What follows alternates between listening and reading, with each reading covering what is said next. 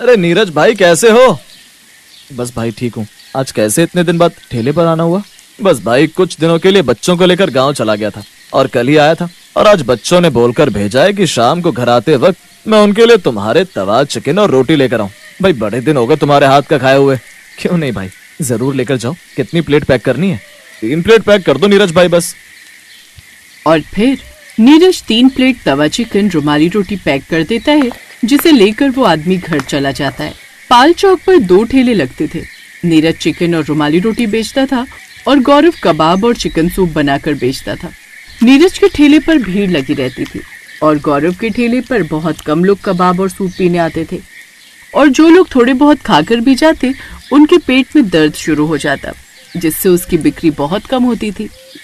फिर एक दिन गौरव मन ही मन सोचने लगता है, ऐसा क्या है इसकी तवा चिकन और रुमाली रोटी में जो सब लोग इसके यहीं पर खाना पसंद करते हैं? और सिंपल सी तवा चिकन और रुमाली रोटी तो होती है इसकी, वो भी बिना बटर लगी हुई, और लोग फिर भी इसके ठेले पर जाना पसंद करते हैं। और एक मैं कबाब में कितना भी बटर लगा लूं, कितना भी अच्छे से सूप बना लूं, लेकिन लोग फिर भी मुझे गालियां ही सुना कर जाते हैं। कुछ तो राज है इसकी तवा चिकन रुमाली रोटी में, और मुझे वो पता लगाना ही होगा। और ऐसे ही नीरज का ठेला अच्छा चलता रहा और गौरव का काम ठप होता चला गया। ये देखकर गौरव अंदर ही अंदर उससे जलने लगा। और फिर एक दिन नीरज किसी काम से कहीं गया हुआ था, तो उस रोज वो अपनी पत्नी सरगी को ठेले पर बिठाकर चला गया। शाम को नीरज को लौटने में देर हो गई। हे भगवान, ये ग्राहक आने शुरू भी हो गए और नीरज अभी तक आए नहीं, और मैं उनके आने से पहले किसी को तवा चिकन रुमाली रोटी भी नहीं दे सकती, क्योंकि उन्होंने मुझे कुछ भी सामान बेचने से मना किया हुआ है। सरगी को देखकर गौरव समझ रहा था कि कुछ न कुछ बात तो है जो सरगी के चेहरे पर इतनी चिंता है, और फिर गौरव उस पर लगातार नजर रखता गया। थोड़ी देर बाद ही नीरज हाथ में एक काले रंग की पन्नी लेकर लौटा और सरगी के कान में कुछ कहकर उसको वो काला पानी दे देता है। और सरगी नीरज से कहती है, इतनी देर कहाँ लगा दीजिए, ग्राहक आ गए, वो कब से आपका इंतजार कर रहे थे, और आपने मुझे उन्हें सामान देने से भी मना किया था। ये बातें करने का समय नहीं है सरगी। अब इस पिन्नी से ये जादुई पाउडर निकालकर इस तवा चिकन में डाल दो। सरगी जल्दी से काली पन्नी खोलती है और उसके अंदर जो पाउडर होते हैं उसको चिकन में डाल देती है और फिर सबको देना शुरू करती है। एक तो मैं यहाँ अकेली थी, ऊपर से ग्राहकों की भीड़, और फिर गौरव की गंदी नजर। लेकिन तुम जानती हो ना कि अगर मैं नहीं जाता तो हमारी ग्राहकी कम हो जाती। जो भी कमाल है इस पाउडर का, अब इस बारे में किसी से कुछ नहीं कहना। और ऐसे ही धीरे धीरे समय गुजरता गया और उनकी खूब अच्छी आमदनी होने लगी, जिससे वो लोग झोपड़ी से पक्के मकान में आ गए। लेकिन उनका ये राज किसी को पता नहीं था कि कुछ ही साल में उनकी आमदनी इतनी अच्छी कैसे हो गई। अरे सुनिए, अब आप जल्दी जाइए और वो जादुई पाउडर ले आइए, ग्राहकों के आने का समय हो गया है। उस रोज भी नीरज पाउडर लेने चला जाता है। दरअसल वो एक जादुई पाउडर उस तवा चिकन में डालता था, जिससे उसकी खुशबू दूर दूर तक जाती थी और उसका स्वाद लाजवाब हो जाता। लेकिन उस रोज गौरव उसका पीछा करने लगता है। आज तो मैं इसका राज पता लगा कर ही रहूंगा। यही वो समय है जब नीरज रोज कहीं जाता है और फिर लौटकर सरगी के हाथ में कोई काली पन्नी लाकर देता है। फिर गौरव नीरज का पीछा करता हुआ उसके पीछे पीछे चल पड़ता है, पर नीरज गौरव के हाथ नहीं आ पाता और नीरज गौरव से काफी आगे निकल जाता है, जिससे गौरव थक कर बीच रास्ते में ही अपने ठेले पर आकर खड़ा हो जाता है। कुछ देर बाद नीरज फिर एक काली पन्नी लेकर आता है और सरगी को तवा चिकन में जादुई पाउडर डालने को कहता है। लेकिन दूर खड़ा गौरव उस रोज ये सब देख लेता है। अच्छा तो ये बात है, अब तो रात में इसका ये जादुई पाउडर चुरा कर ही रहूंगा। सरगी को वो पाउडर छुपाते हुए गौरव देख लेता है और मौका मिलते ही वो ये पाउडर चुरा लेता है। और अगले दिन वो अपने कबाब और सूप में वो जादुई पाउडर मिलाकर लाता है और मन ही मन बड़ा खुश होता है। आज देखता हूँ कैसे मेरे कबाब नहीं बिकते। आज तो सारे के सारे कबाब और सूप बेच कर रहूंगा। लेकिन गौरव के कबाब में जादुई पाउडर डालने से भी ऐसा कोई जादू नहीं हुआ जिससे उसके ठेले पर ग्राहक आए और उसकी बिक्री हो। 2-4 ग्राहक आए भी तो वो भी नाराज हो गए। अरे ये क्या, तेरे कबाब खाती मेरे मुंह में झाग कैसे निकलने लगा? अरे ये तो सब बेकार है। छी, कितना बेस्वाद है, कितना बेकार है ये तो। मैं तो कहता हूँ मारो इसे, अरे मारो, न जाने क्या मिलाकर हमें खिला रहा है ये। अब गौरव बुरी तरह से डर गया। ग्राहक उसे चप्पलों से मारने लगे। मुझे छोड़ो, नहीं, छोड़ो मुझे, छोड़ो। अब उसका ठेला हमेशा के लिए बंद हो गया और गौरव को अब और भी ज्यादा गुस्सा आने लगा नीरज पर। एक दिन वो नीरज के घर जाता है। अरे भाई नीरज, एक बात तो बता यार, ऐसा क्या मिलाता है तू अपने तवा चिकन रुमाली रोटी में जो लोग मेरे ठेले पर नहीं आते? तेरे ही ठेले पर आते हैं, और मैं कितना भी अच्छे कबाब बना लूं तब भी लोग मुझे खरी खोटी ही सुनाकर चले जाते हैं। कौन सा काला जादू करता है तू जो लोग तेरे ही ठेले पर आते हैं? मेरा तो काम धंधा सब बंद हो गया, मुझ पर तो पैसे का अकाल पड़ गया। मेरे बीवी बच्चों के तो भूख के मारे मरने की नौबत आ गई रे। जो पैसे थे वो सब खत्म हो गए। जी तो चाह रहा है अपने परिवार के साथ कूद कर आत्महत्या कर लूं। अरे नहीं नहीं, ऐसा मत बोल गौरव भाई। अरे ये तो अपने अपने हाथों का स्वाद है। अब लोगों को मेरे हाथों का स्वाद अच्छा लगता है तो बस वही बात है। और ये मरने वाली बातें मत करो। सरगी, इसको अंदर से कुछ पैसे लाकर दे दो, ये राशन भरवा लेगा। और हाँ, तुम भी थोड़ी और मेहनत करो, क्या पता तुम्हारा काम धंधा भी अच्छा चल पड़े। लेकिन आपने तो कोई जादू के बारे में कहा ना, कोई जादू नहीं है, तुम बेकार की बहस मत करो। और इतना सुनकर गौरव अपने घर आ जाता है और फिर मन ही मन कहता है, कोई ना कोई तो जादू है इस नीरज के पास, लेकिन ये अब भी मुझे कुछ नहीं बता रहा। ये रोज कहीं ना कहीं पर जाता है, लेकिन कुछ दूर जंगल में जाने के बाद न जाने कहाँ ओझल हो जाता है और फिर काली पिन्नी लेकर आता है। लेकिन जब मैंने वो जादुई पाउडर डाला था तब तो मेरे कबाब और भी बेकार हो गए थे। आखिर ऐसा क्यों हुआ? कोई ना कोई राज तो छिपा है इन सब के पीछे। उस रोज गौरव सुबह से ही उसकी ताक में बैठा था और वो उसका पीछा करते करते उस जंगल तक पहुंच गया। जंगल के बीचों बीच वो उसे एक बंद कोठरी के अंदर जाता देखता है, जहाँ एक ओखली होती है जिसमें वो मसाले कूट कर उस काली पिन्नी में भर लेता है। गौरव उसे रंगे हाथों पकड़ लेता है। अच्छा, तो ये है तेरा वो राज, वो काले जादू का कमाल। तुम अपने ठेले पर लोगों को बुला बुला कर भीड़ लगवाते थे। नीरज गौरव को वहाँ देखकर भयभीत हो गया और गौरव से बोला, अरे गौरव, तुम यहाँ कैसे? मैं तो बस ऐसे ही आया था। मैं बहुत दिनों से तुम्हारे इस राज को जानने के चक्कर में था। एक बार तो पीछा भी किया था, पर उस दिन तो तुम बच गए, पर आज नहीं बचोगे। आज सच बताना ही पड़ेगा तुमको। अब बस भी करो, कितना छुपाओगे? इस राज को मुझे भी बताओ। अब ऐसा क्या है इस ओखली में जो तुम यहाँ आकर मसाले कूट रहे हो? ओखली तो तुम्हारे घर भी है। ज्यादा पूछने पर नीरज उस ओखली के राज को गौरव को बता देता है। ये घर एक बूढ़ी अम्मा का था और उनको तवा चिकन रुमाली रोटी बहुत पसंद थी। वो अक्सर मेरे ठेले पर खाने आती थी, पर एक दिन उनकी मौत हो गई और मरते समय उन्होंने मुझे ये आशीर्वाद दिया, जब तू मेरी ओखली में अपना तवा चिकन रुमाली रोटी के लिए मसाले कूट कर ले जाएगा, तब से तेरा ठेला बहुत अच्छा चलेगा और तेरे ठेले पर ग्राहकों की भीड़ ही भीड़ रहेगी और एक दिन तू इतना अमीर बन जाएगा कि अपनी खुद की दुकान खोल लेगा। बस यही सच था। मैं यहाँ डेली मसाला कूट कर ले जाता हूँ और जाकर तवा चिकन रुमाली रोटी में डाल देता हूँ, जिससे मेरी बिक्री बहुत अच्छी होती है और मेरा तवा चिकन रुमाली रोटी का टेस्ट दोगुना हो जाता है। बस यही अम्मा का जादू है। पर एक दिन जब तुम मसाला लेकर आए थे तो कुछ बचा हुआ मसाला मैं चुरा कर ले गया था और अपने कबाब में डाल दिया था, पर लोगों ने फिर भी मुझे खरी खोटी सुनाई और मारा भी। तभी से मेरा ठेला ही बंद हो गया। थोड़ी देर बाद उस कोठरी में रखी ओखली में से एक हंसती हुई बूढ़ी औरत की आवाज आई। अरे क्या हुआ गौरव, तेरे कबाब का टेस्ट नहीं बढ़ा था क्या? पता है क्यों? क्योंकि तू लालची है, लालची और एक नंबर का कंजूस इंसान है, इसीलिए तेरे कर्मों का फल तुझे मिल रहा है।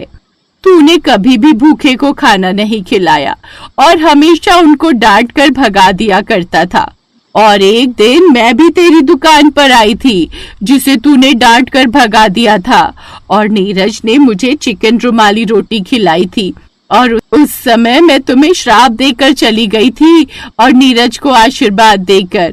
बस यही बात है कि तुम्हें तुम्हारे कर्मों का फल मिल रहा है और नीरज को उसके कर्मों का फल मिला। ये कहने के बाद फिर वो बूढ़ी अम्मा एकदम से गायब हो गई। गौरव को अपनी गलती का पछतावा हुआ। उसने नीरज से माफी मांगी और नीरज ने उसे अपने साथ काम पर रख लिया। अब गौरव कभी उससे ईर्ष्या नहीं करता। नीरज का काम और भी अच्छा चलने लगा।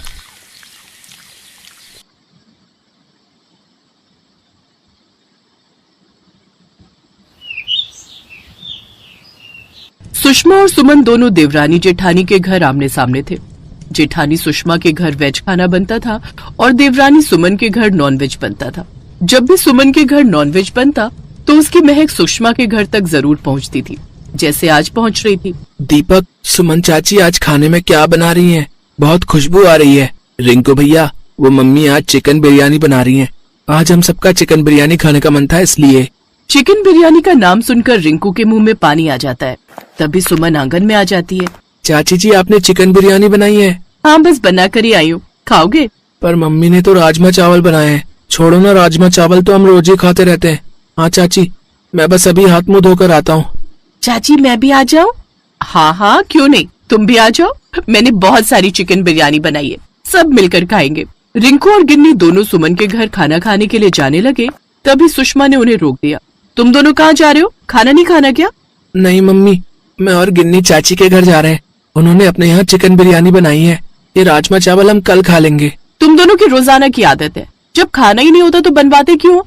तुम दोनों को भी हर समय नॉनवेज खाने की आदत पड़ती जा रही है। पता नहीं सुमन को भी नॉनवेज की क्या लत है, अपने साथ साथ पूरे घर को नॉनवेज खाना सिखा दिया है। तो नॉनवेज खाने में बुराई ही क्या है माँ? अच्छी बात है। अब सुषमा ने तो इतने सालों में बच्चों को और मुझे कभी खिलाया नहीं। सुमन के आने के बाद कम से कम बच्चों को नॉनवेज मिल जाता है। राजेश भैया, थोड़ी सी चिकन बिरयानी दे दूं? खाओगे? अभी खाना तो नहीं खाया। अरे कहाँ खाया है यार, तुम्हें तो पता है मैं राजमा नहीं खाता हूँ। बिरयानी खिला दे, बहुत मन हो रहा है कुछ चटपटा खाने का। हाँ हाँ, देता हूँ भैया। पूरे घर में सुमन की बहुत तारीफ होती थी। उसके नॉनवेज के सामने वेज खाना घर में किसी को अच्छा नहीं लगता था, सिवाय सुषमा और उसकी सास के। सुमन अक्सर ही बदल कर नॉनवेज डिश बनाती रहती थी, कभी फिश करी, कभी अंडा करी, कभी मटन चिकन की तरह की डिशेस। और इधर सुषमा भी वेज बनाने में कुछ कम नहीं थी। उसका वेज खाना बहुत ही टेस्टी बनता था, पर अभी नॉनवेज खाने वालों को वेज की कदर नहीं हो रही थी। सुनो, आज तो मैंने आपकी पसंद की मक्के की रोटी और सरसों का साग बनाया, आप खा ही नहीं रहे। नहीं, मैं कल खा लूंगा। आज सुमन ने बटर चिकन बनाया है, आज मेरी वही पार्टी है। तुम और माँ खा लेना, बच्चे भी मेरे साथ उधर ही खाना खा रहे हैं। ये तुम लोगों ने रोजाना का क्या चक्कर बना रखा है? जब देखो सुमन के घर नॉनवेज खाने के लिए चले जाते हो। अरे अपने घर का साधारण भोजन तुम्हें बुरा लगता है? आजकल साग का सीजन है, मक्के की रोटी सरसों का साग कितना अच्छा लगता है, और तुम हो जो शाकाहारी चीज कुछ भी नहीं खाते हो। तभी सुमन भी आ जाती है। अरे माँ जी, भाभी आप भी उधर ही आ जाओ ना, कुछ वेज बना लेंगे, इकट्ठे खाना खा लेंगे। नहीं नहीं, मैं बिल्कुल उधर नहीं खाना खा सकती, मुझे तो वैसे भी मांसाहारी भोजन से घृणा है, मैं नहीं खाऊंगी उधर खाना। सुमन तुम तो जानती हो मैं और माँ जी उन बर्तनों में बिल्कुल भी खाना नहीं खाते जिनमें नॉनवेज बनता है। कोई बात नहीं, तुम लोग खा लो, इधर मक्के की रोटी सरसों का साग बना हुआ है, मैं और माँ जी वही खा रहे, तुम खाओगी क्या? सुषमा की बात सुनकर सुमन जोर से हंस पड़ती है, साथ में नरेश भी हंसने लगता है। भाभी, नॉनवेज के सामने वेज कुछ भी नहीं है, ये लोग नॉनवेज के अलावा कुछ नहीं खाते। जब नॉनवेज सामने रखा हो तो बिल्कुल भी वेज को मुंह नहीं लगाएंगे। मैं इन सबको अच्छे से जानती हूँ, ये मेरे हाथ का बना हुआ बटर चिकन बहुत शौक से खाते हैं।